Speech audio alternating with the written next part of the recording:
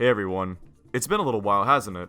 Yeah, sorry about that extended break, but I went on vacation a little while ago to Disney World, actually, and it was a pretty interesting experience.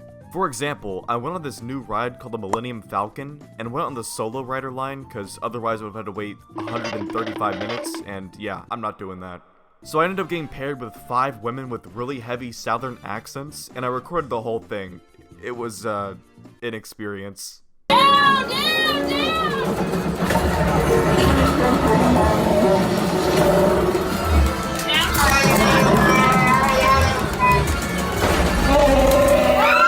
I also found out that Disney has their own canine unit, and I actually got the rare opportunity to see them in action.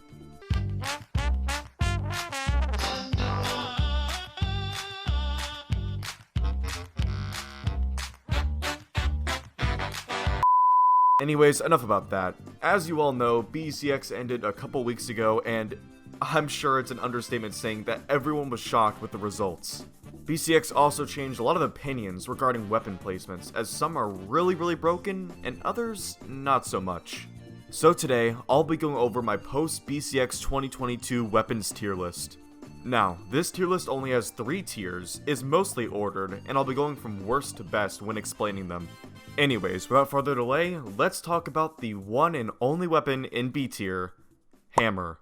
I don't think anyone's shocked to see Hammer at the bottom of the tier list. I mean, it's at the bottom of everyone's tier list, actually. And yeah, it's for good reason. I mean, this is the only weapon that I'd consider unviable in this current meta. And despite that status, the weapon is still receiving nerfs. I don't know what it is, but there is definitely someone on BMG's balance team that has a personal vendetta against Hammer. Why are you the way that you are? Honestly, every time I try to do something fun or exciting, you make it not that way. And honestly, can you really blame them? Half a year ago, this weapon was the best in the game. Hammer and Axe, they were dominating the meta, so it's a little funny to see it go from the best to the worst in such a short amount of time. That being said, Hammer seriously needs some buffs. Like, desperately. Moving on to the bottom of A tier, we have Cannon. Now, I want to make something clear.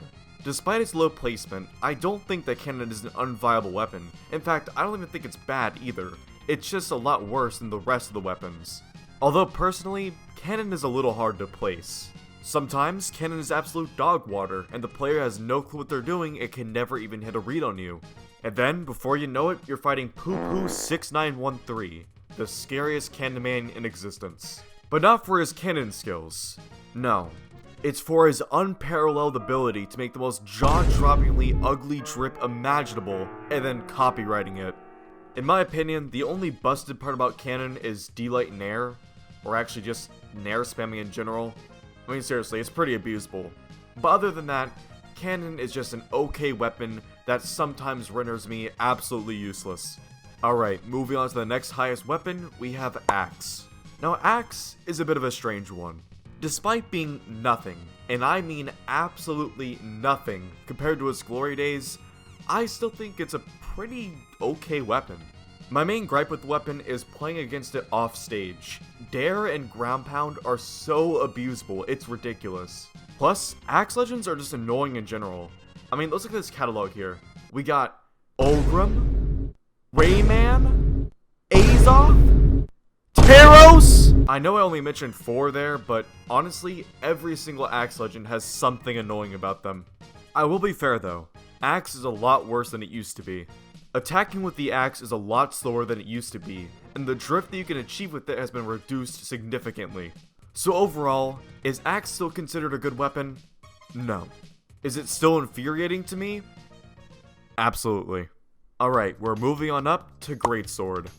Now, I understand that Hardy MJ and his followers will be absolutely pissed about this placement. In fact, they'd be pissed about any placement that isn't the bottom. However, just hear me out. I know that certain matchups or certain players will render Greatsword absolutely useless. However, let's look at the times where they don't. When players are constantly having their dodges caught by Greatsword, they're going to take an immense amount of damage, and there's almost nothing they can do.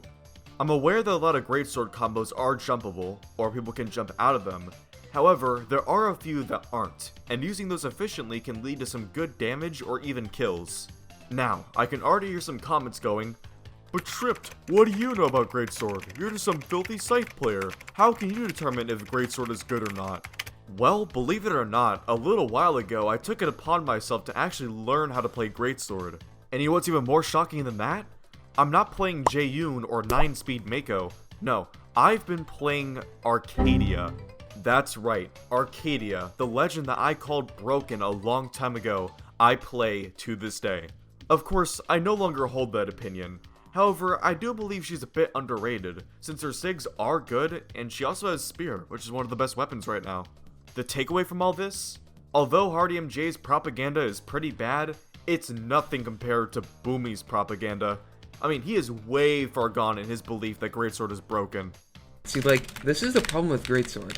This guy is just, like, literally rolling his face on his keyboard, and it's just working for him. I don't remember asking you a goddamn thing.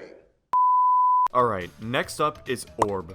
I'll be honest, prior to BCX, I had Orb in the bottom 3. I just didn't think it was a very good weapon at all.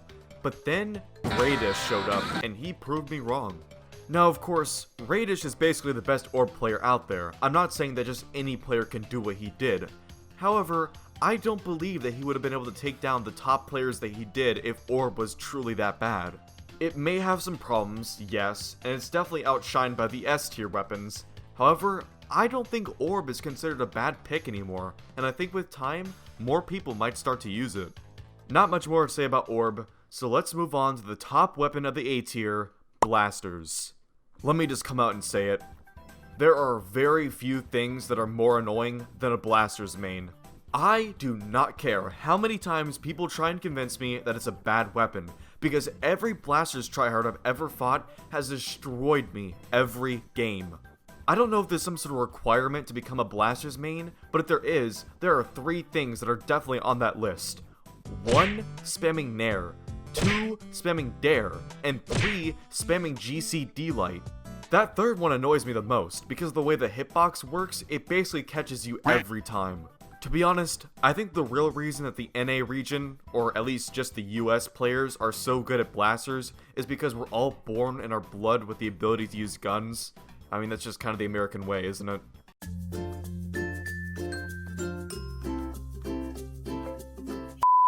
Now, I will admit that Blasters does have some problems. For example, it's pretty hard to get back on stage with Blasters because the only thing you can really do as an attack is Sair, and that becomes really predictable, so at least there's that.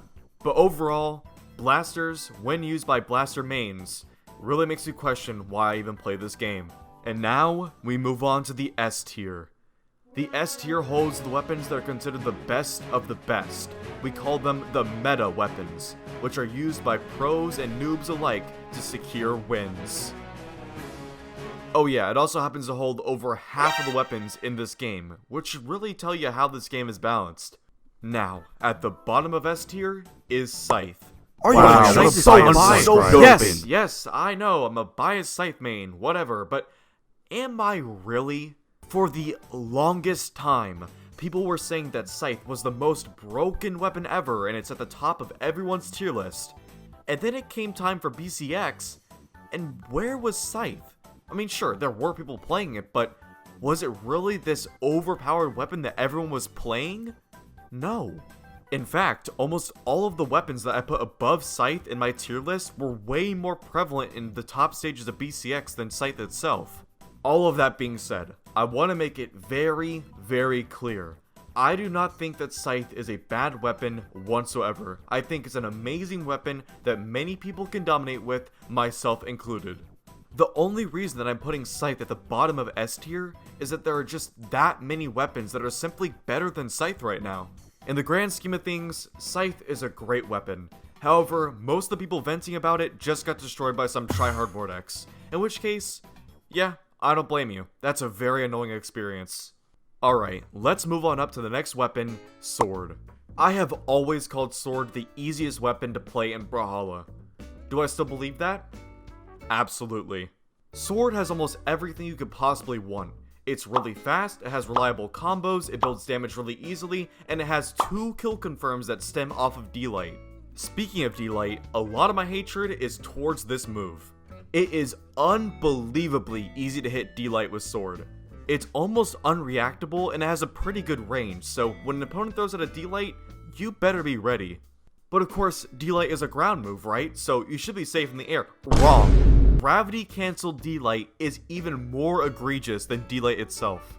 I cannot tell you how many times I've been in the air when all of a sudden they throw out a gravity cancelled D-Light, and if it hits, boom, easy D-Light recovery. And if you're on some godforsaken map like Small Brawl, you could get killed very early by that. At the end of the day, sword is not perfect. There are still some problems with it, such as the fact that sword recovery might drop if you drift a little too much or too little. However, it's a really good weapon, and I'm glad it was used as much as it was during BCX, since I think that'll warrant a nerf. Now, after hearing all that passionate slander, you wouldn't be wrong in thinking that I'd be talking about a top broken weapon, right? But no. We are just now breaking into the top 5, which really just goes to show how broken a ton of weapons are in this game. Anyways, let's move on to the first weapon in the top 5, Spear. Now, ladies and gentlemen, I have made a mistake. About 2 months ago, when Spear was first starting to be called broken, I made a video about it where I said this. Anyway, that's completely unrelated to everything I'm talking about, because we're talking about Spear. And as I was saying about Spear, it is not broken, and even if you believe it is less broken than a lot of other weapons. Now, I definitely wasn't wrong when I said that other weapons were better. However, when I said that Spear wasn't broken, that was incorrect. After watching an abundance of Spear during BCX, plus playing against a bunch of Spear players myself, I've realized that Spear is pretty broken. I'll just rattle off a few reasons that it's broken, in case you don't believe me for some reason. 1, Inlight and Nair are very, very spammable, especially Nair. That move is used way too much, and it's really, really good. 2, D-Light is basically a jump with hitboxes, which is just awesome. And 3, Ground Pound and Recovery are just, oh my god, the hitboxes are massive, and very hard to avoid. So, yeah, those are just a few reasons that I found Spear is pretty broken. However, unlike what some people have been saying, it's not the best weapon. There are still 4 more that I consider to be more broken than Spear. One of those weapons, specifically the one next highest in the list, is Katars. Katars are just... Katars are such an aggressive weapon, and if you get your dodge caught against it, say goodbye to basically all the health in your stock. Like, just watch this replay. You can't do anything. So, turns out the guy I just showed a replay with got outed as a pedophile the other day. Well, you know what they say. What happens in the dark always comes to light. Mom's gonna find out. You know what she says? What happens in the dark always comes to light. Shut your pasty chicken bone. Here's a few other grievances I have against Katars. For 1, Nair is even more abusable on Katars than it is for Spear. 2, moves like Dare and Sair have incredible gimp potential, especially when your opponent doesn't have a dodge. But then, we have the worst thing yet. Katars recovery. Let me ask you, have you ever been hit by a triple Katars recovery? If you haven't yet, let me tell you, prepare to be consumed by the most anger you've ever had in your life. Trust me, it is terrible. Just like with Sword, I'm glad the Katars were played as much as they were during BCX, because I think that'll guarantee a nerf. Okay, we've now entered the top 3 of weapons, and the first weapon in that top 3 is Lance. Any comment you're typing out right now about how stupid I am or how biased I am, save it, because I do not care. If you want to convince me that Lance is a bottom tier trash weapon, you're first gonna have to tell me why Lance is almost the 3rd most played weapon in Diamond. Not overall, Diamond. If you want to convince me that Lance is a bottom tier trash weapon, you're first gonna have to explain to me why Orion and Ulgrim are 2 of the top 4 most played legends in Diamond. Once again, not overall, Diamond. If you want to convince me that Lance is a bottom tier trash weapon, you're first gonna have to explain to me why Stingray, who played Orion, got 4th place in all of BCX 1v1s. Okay, actually, I know the answer to that last one. Orion is just broken in general. His spear is really, really good, and the lance sticks are good too, but my point still stands. Listen, I know it sounds like I'm being overdramatic for comedic purposes, or I'm just venting, but I've played so much ranked recently, and the amount of lance I've fought is ridiculous. I mean, seriously. I don't see how people can be convinced that this is a bad weapon with all of the priority, and the Sair drift, and the speed, and the combos. All of that combined into lance makes it so good, and yet people say it's terrible. And yet, with all of that complaining, there are still 2 more weapons that I find to be more annoying. So, without further ado, let's move on to Gauntlets. Ah, yes, Gauntlets. Hey, not so fun fact, did you know that Gauntlets has actually taken over Scythe as the most played weapon in Diamond? To put it simply, there is just an incredible oversaturation of Gauntlets in this game right now. I can't go a single day of playing Brawlhalla without getting fisted by this I really could have used better wording there. Oh my god. Okay, in all seriousness though, this weapon is way too good. The combo potential of Gauntlets is insane. Pretty much every move has some way to string into another move. One of the best combo starters, Sidelight, is also incredibly spammable. Did you whiff a Sidelight? No worries, just follow it up with another Sidelight, and guess what? It works. The last thing I'll talk about is Gauntlets when used offstage, which by the way, happens to be the best weapon to use offstage. The combination of Nair, Sair, Dare, Ground Pound, and for a switch up, a Gravity Cancel D-Light makes it really, really easy to gimp someone.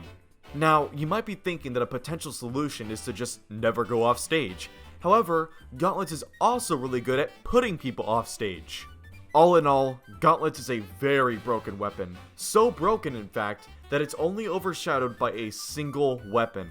And hey, let's move on to that, shall we? The most broken weapon in all of Brawlhalla, of course, is Battle Boots. What? Okay, obviously I'm joking because it hasn't been released yet, but the amount of people calling it broken, despite the fact that they haven't even played it yet, is astonishing. And yes, I'm aware that some people did get the opportunity to play it at BCX. However, please note that it says gameplay is not final. So they could completely change some things and make it not broken, or even more broken. Who knows? We'll have to wait till December, which is actually right around the corner, but we'll just have to wait to see. Okay, the actual best weapon in Brawlhalla is of course bow. Almost half a year ago, I made a video where I said that bow was the most broken weapon in Brawlhalla. Many people doubted me, and guess what? They sure aren't doubting me now. Honestly, I won't even bother explaining why bow is broken. I've talked about it a lot on this channel, I've tweeted about it every day for the past 2 months, I have no reason to talk about it. Riddle me this, riddle me that. Who's afraid of the big black...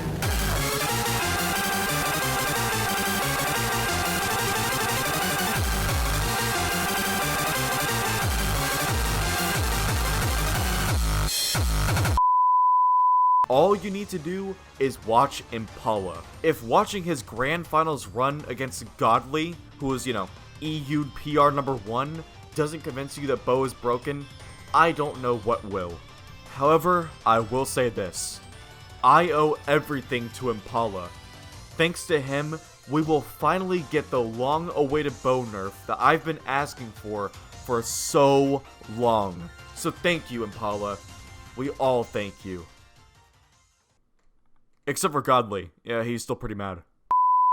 Well, everyone, thank you so much for watching. If you enjoyed, make sure you like and subscribe. And happy Thanksgiving to everyone that lives in America. If you're not in America, then happy regular old day, I guess. I just want to take a moment to say that I'm thankful for all of you. Although I seem kind of lazy sometimes, and, sometimes I lose motivation, I just wanted to say that I am very, very thankful for all of you, and I can't wait to see what the future holds for us. Yeah, that's all I had to say. Anyways, I'm out of here.